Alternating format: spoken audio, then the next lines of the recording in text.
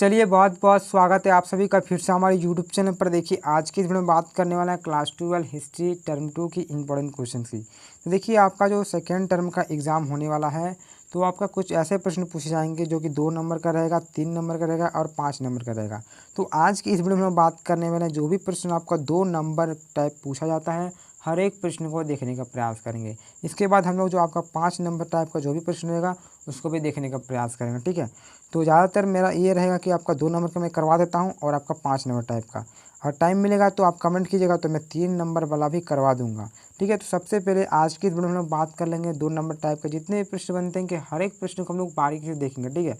तो चलिए सबसे पहला जो आपका चैप्टर कुछ इस प्रकार मुगल दरबार वाला है उसको कर लीजिएगा। यहाँ से भी प्रश्न बनते हैं तो चैप्टर वाइज हम लोग स्टार्टिंग करेंगे, हर एक चैप्टर को देखेंगे, जितने भी महत्वपूर्ण प्रश्न रहेंगे हर एक प्रश्न को देखेंगे और समझने का भी प्रयास करेंगे। तो चलिए चैप्टर फर्स्ट का टर्म 2 से जितना भी बनता है देखेंगे। देखिए आपका जो पहला प्रश्न यहाँ पे पूछा जा रहा है कि भारत में मुगल साम्राज्य, ठीक है, का संस्थापक कौन था। तो देखिए मुगल साम्राज्य अगर संस्थापक का बात किया जाए तो बाबर थे। कौन थे? बाबर। आपको इस प्रकार से आपका इसका 2 नंबर मिलेगा। तो आप लोग क्या कीजिएगा, आप जब ये भी आंसर लिखिएगा आपको 2 नंबर मिलेगा तो आप लोग सबसे पहले लिखिएगा कि भारत में मुगल साम्राज्य के संस्थापक, इस प्रकार लिखने के बाद आप बाबर लिखिएगा। अगर आप डायरेक्ट बाबर लिखते हैं तो इस प्रकार से आपको नंबर थोड़ा कम मिल सकता है, लेकिन आप अगर बात कर सकते हैं इस प्रकार से थोड़ा लिख के लिखिएगा बाबर तो आपको अच्छा रहेगा, ठीक है। तो अच्छा नंबर भी मिल सकता है। तो आपका आंसर बताने के लिए आपका शॉर्ट आंसर है इसलिए मैं बता दे रहा हूँ, शॉर्ट टाइप का आपको आंसर याद रखना है, ठीक है। उसके बाद आप लोग थोड़ा बढ़ा के लिख लीजिएगा। आगे जो आपका महत्वपूर्ण प्रश्न बनता है कि बाबरनामा ग्रंथ किसने लिखा था। तो देखिए जो बाबरनामा है ये बाबर ने खुद लिखा था, ठीक है। बाबरनामा जो ग्रंथ है ये बाबर ने लिखे हैं, क्लियर। आगे थर्ड क्वेश्चन देख लेते हैं। क्या पूछा जा रहा है कि हुमायूं नामा की रचना किसने की। देखिए जिस प्रकार बाबरनामा की रचना बाबर ने किया था उस तरह से जो हुमायूं नामा है इसकी रचना ठीक है, गुलबदन बेगम ने किया था। किसने? गुलबदन जो बेगम है उन्होंने हुमायूं नामा की रचना की थी। जितने भी रचना है कर लीजिएगा, बहुत ही महत्वपूर्ण रचना है, ठीक है। और एक आपका बनता है आपका अकबरनामा से भी। तो अकबरनामा का जो रचना किया था वो किया था अबुल फजल ने। किन्होंने? अबुल फजल ने। अबुल फजल किसकी रचना किया? अकबरनामा का। हुमायूं नामा का रचना, ठीक है, गुलबदन बेगम ने। और बाबरनामा का रचना बाबर ने किया था। इस प्रकार से प्रश्न समझ गए। अब आगे प्रश्न देख लेते हैं। क्या पूछा जा रहा है कि तुजक ए जहांगीरी की रचना किसने की। तो देखिए जहांगीरी की रचना जो किया था वो जहांगीर ने किया था। तो देखिए इस प्रकार से आपका उत्तर रह जाता है। आगे जो भी प्रश्न है उसे भी देख लेते हैं। फिर प्रश्न पूछा जा रहा है कि बादशाह नामा किसने लिखा था। तो देखिए बादशाह जो नामा है वो लिखे हैं अब्दुल हमीद लाहौरी। हर एक चीज़ को आप लोग कर लीजिएगा, देखिए जितने भी रचना है ना कर लीजिएगा। तो बादशाह नामा की रचना किसने किया है? वो क्या है? अब्दुल हमीद लाहौरी, क्लियर। चलिए अगला देख लेते हैं। क्या पूछा जा रहा है कि बाबर ने 1526 ईस्वी में पानीपत के प्रथम युद्ध में, ठीक है, किसको पराजित किया था।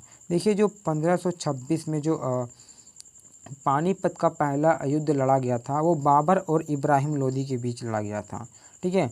तो इसमें बाबर जीत गए थे और इब्राहिम लोदी हार जाते हैं। तो यहाँ पे देखिए आप इब्राहिम लोदी लिख दीजिएगा, क्लियर।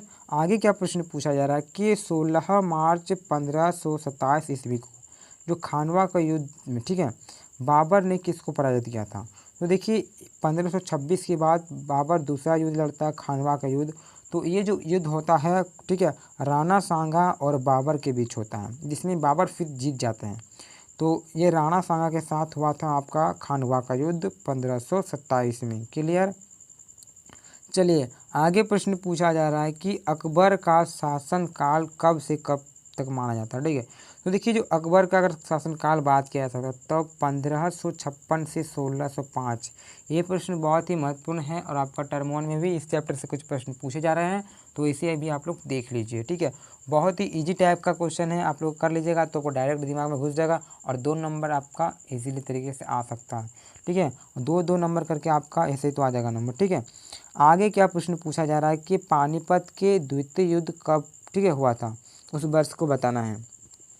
तो देखिए पानीपत का जो आपका दूसरा युद्ध हुआ था 1556 में ही हुआ था। पानीपत का पहला युद्ध जो हमारा हुआ था आपका हुआ था 1526 में। उसके बाद 1556 में आपका पानीपत का दूसरा युद्ध होता है। उसके बाद पानीपत का जो तीसरा युद्ध होता है वो होता है 1761 ईस्वी में। ठीक है, इस प्रकार से पहला, दूसरा, तीसरा याद हो गया। पहला हुआ था 1526, दूसरा कब हुआ था 56 में, और तीसरा कब हुआ था 1761 में। इस प्रकार से तीनों युद्ध आपका समाप्त हो जाता है।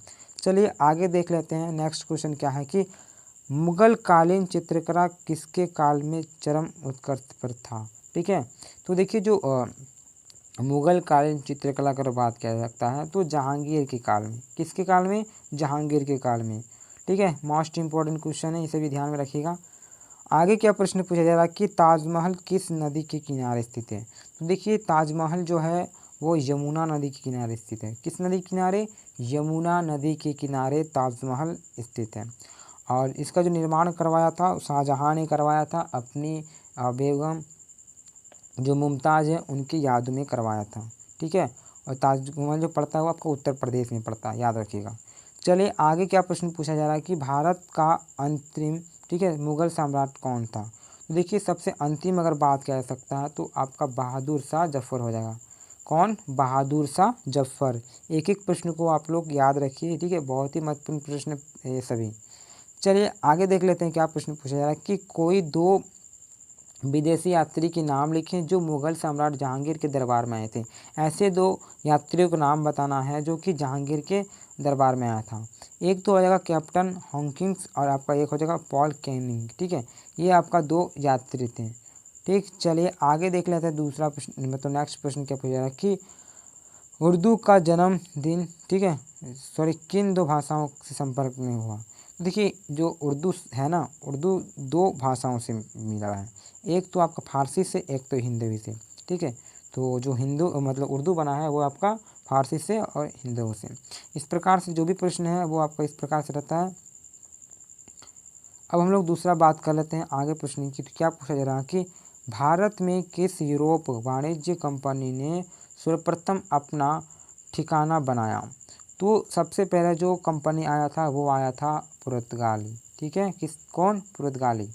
ठीक है, इसके बाद क्या प्रश्न पूछा जा रहा है कि ब्रिटिश ईस्ट इंडिया कंपनी जो है इसकी स्थापना कब हुई।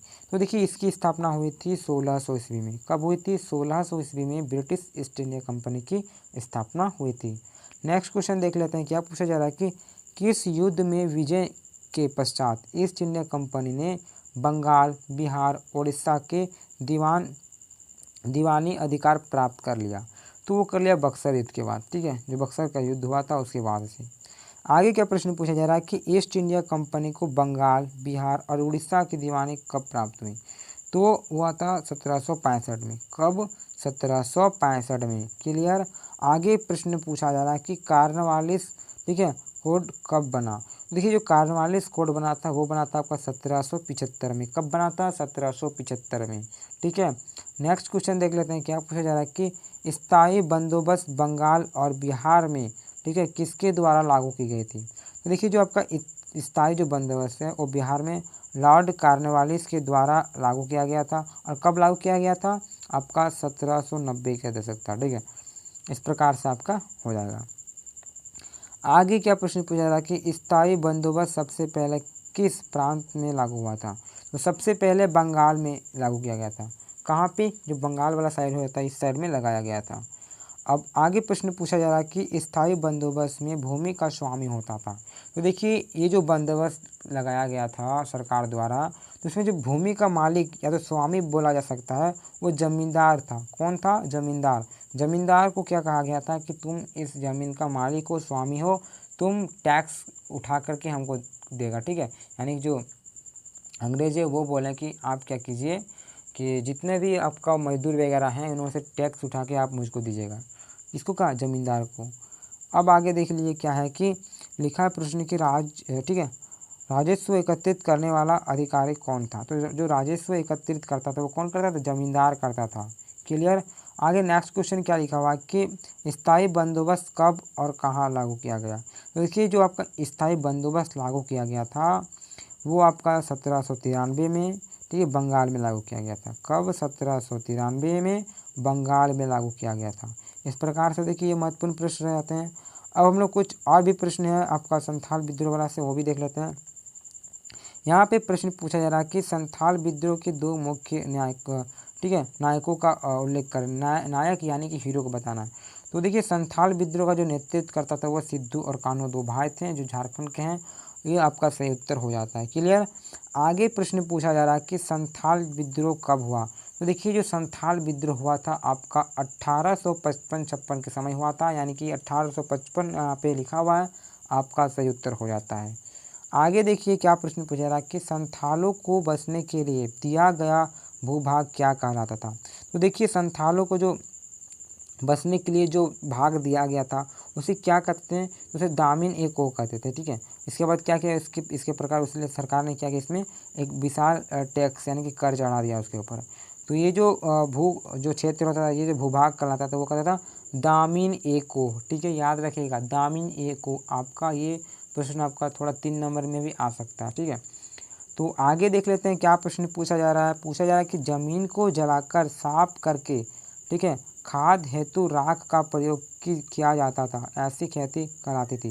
तो देखिए ज़मीनों को साफ कर कर एक स्थान से दूसरे स्थान में जो भी खेती करते थे वो खेती कहलाते थे झूम खेती। कौन सा खेती, झूम खेती। इसमें क्या होता था कि ज़मीनों को साफ कर कर, ठीक है, वहाँ पे कुछ फसल वगैरह उगाते थे पहाड़ी लोग। फिर उसको क्या होता था, वो जब हो जाते तो 2-3 साल कर लेने के बाद फिर उस जगह को छोड़ के दूसरी जगह में फिर साफ करके इस प्रकार से लोग करते थे झाड़ियों को जला करके। आगे देख लेते हैं नेक्स्ट क्वेश्चन क्या पूछा जा रहा है कि संथाल विद्रोह के नेता कौन थे। तो देखिए संथाल विद्रोह जो हुआ था आपका झारखंड में हुआ था, ठीक है। तो नेता यहाँ पे पूछा जा रहा है तो आपका सिद्धू और कान्हू हो जाएगा, ठीक है। इसके जो नेतृत्व करता था, इनके जो नेता अगर बात कह सकता है तो सिद्धू और कान्हू जी हो जाएंगे। क्लियर। नेक्स्ट क्वेश्चन क्या पूछा जा रहा है कि मुंडा विद्रोह के नेता कौन थे, ठीक है। जो मुंडा विद्रोह हुआ था इसका नेता आपका बिरसा मुंडा हो जाएगा, ठीक है। बिरसा मुंडा आपका जो विद्रोह हुआ था इसके नेता हैं। आगे आपका प्रश्न पूछा जा रहा है कि उल गुलान विद्रोह का नेता कौन था। तो देखिए उल गुलान जो विद्रोह है इसका भी नेता आपका बिरसा मुंडा जी हो जाते हैं। क्लियर। इस प्रकार से देख सकते हैं हमारा जो भी चैप्टर रहा आपका चैप्टर 1 और 2 टर्म 2 के लिए वो हम लोग देखें, ठीक है।